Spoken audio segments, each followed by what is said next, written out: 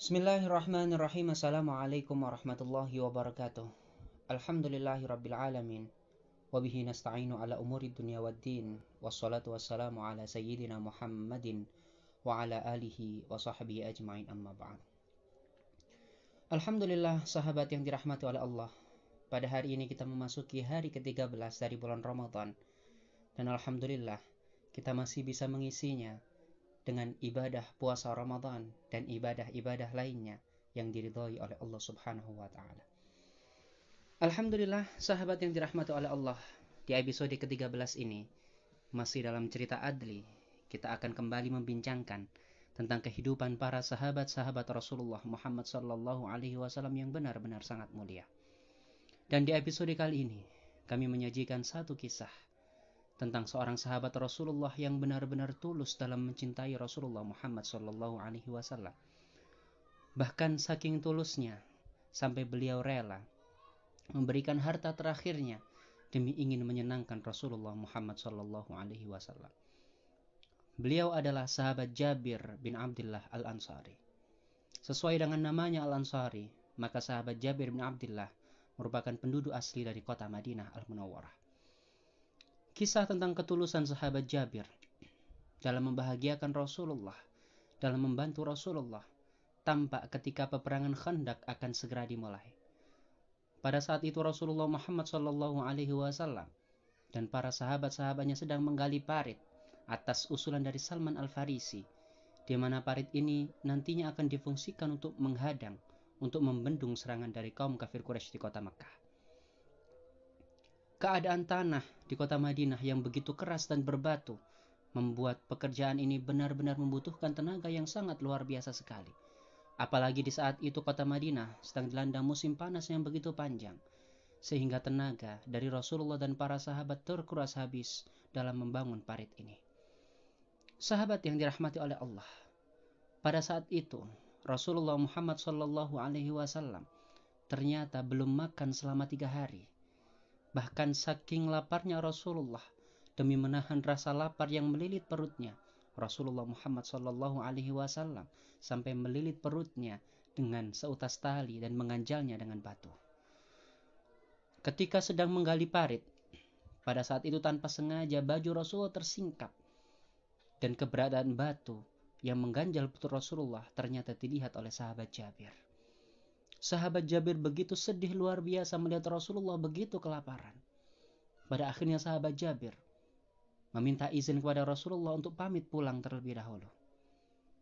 Sesampainya di rumah, sahabat Jabir segera menemui istrinya dan ia segera bertanya kepada istrinya, apakah di rumahnya masih tersedia sisa dari makanan-makanan. Tapi apa jawaban istrinya? Ternyata istrinya mengatakan bahwa di rumah tidak ada makanan sedikit pun, hanya tersisa seekor anak domba dan beberapa tepung saja. Akhirnya sahabat Jabir meminta kepada istrinya untuk menyembelih anak kambing ini dan juga mengadon tepung itu menjadi roti. Dan ternyata setelah diolah semuanya, jadilah makanan yang sungguh sangat sedikit dan hanya bisa memberi makan beberapa orang saja. Kemudian pada akhirnya istri dari sahabat Jabir meminta kepada sahabat Jabir untuk mengundang Rasulullah dan beberapa sahabat saja.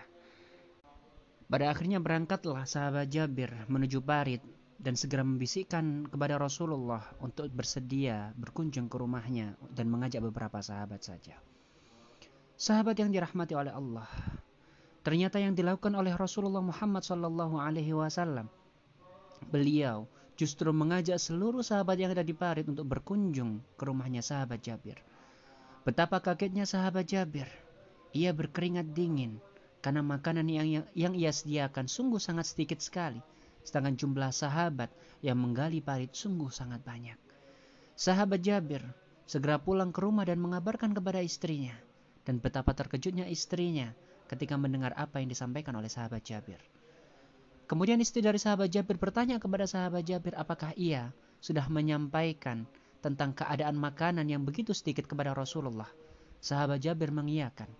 Kemudian istri dari sahabat Jabir mengatakan, sungguh hanya Allah dan Rasulnya yang tahu. Pada akhirnya Rasulullah Muhammad sallallahu alaihi wasallam datang ke rumah sahabat Jabir bersama para sahabat semuanya. Dan sebelum Rasulullah sampai ke rumah sahabat Jabir, Rasulullah telah berpesan kepada sahabat Jabir agar tidak mengangkat kuali yang ada di atas tungku dan menunggu Rasulullah datang ke rumahnya. Dan pada akhirnya semua sahabat antri untuk mendapatkan makanan dari dapur sahabat Jabir. Dan yang membagikan adalah Rasulullah sendiri. Rasulullah yang menuangkan gulai anak kambing dari kuali. Rasulullah sendiri pula lah yang mengambilkan roti dari adonannya. Dan ternyata setelah semua sahabat sudah mendapatkan makanan dan mereka sudah kekenyangan, ternyata di atas kuali masih tersisa makanan untuk Rasulullah dan untuk keluarga sahabat Jabir. Betapa terkejutnya sahabat Jabir.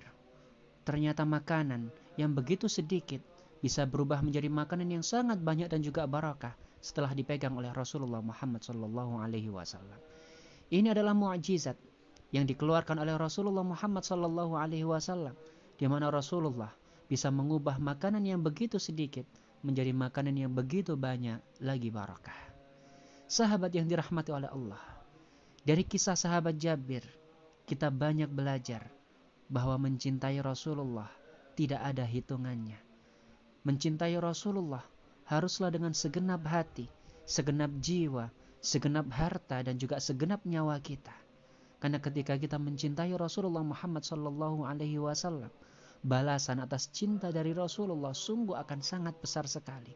Dan nantinya kita akan mendapatkan cinta yang sangat besar juga dari Rasulullah Muhammad SAW.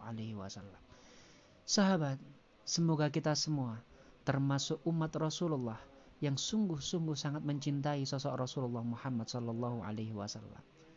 Dari pusat kota Gersik, saya ucapkan marhaban ya Ramadan. Selamat menunaikan ibadah puasa hari ke-13. Semoga segala amal ibadah kita diterima oleh Allah Subhanahu wa taala. Akhirul kalam. Wassalamualaikum warahmatullahi wabarakatuh.